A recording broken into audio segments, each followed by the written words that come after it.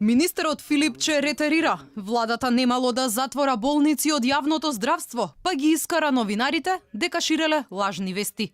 Во медиумите во последните неколку денови посебно читам дека имаме тенденција да затвараме болници, може да кажем дека не е точно, тенденцијата е да се надградат, да се осовременат. А минатиот месец и премиерот Зоран Заев и министерот Филипче јасно порачаа дека болниците кои немаат доволно лекари и експертиза и кои нема да бидат конкурентни на приватните, ќе добијат клуч на врата. Се што не може да обстои од јавното здравство, фала, ќе ја затвориме.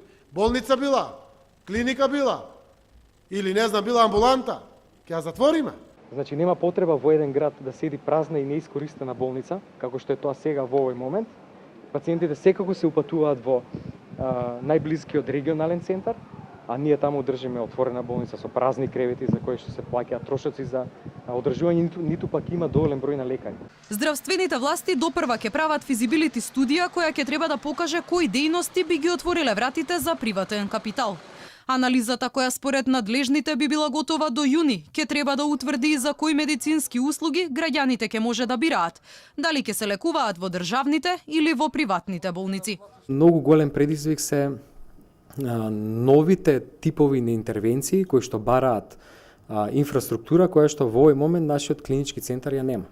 Тоа се сите дисциплини кои што бараат мултидисциплинарен пристап. Детската кардиохирургија е едната од нив.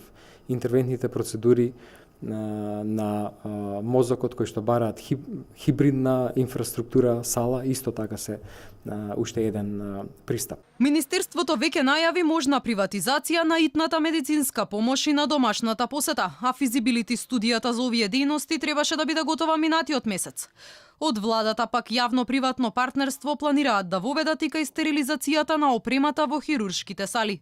Ова предизвика бурни реакции кај стручната фела од каде праша, кој ќе биде виновен за евентуални инфекции кај пациентите, јавното здравство или приватниот партнер. За сега, со јавно-приватно партнерство работи само детската кардиохирургија.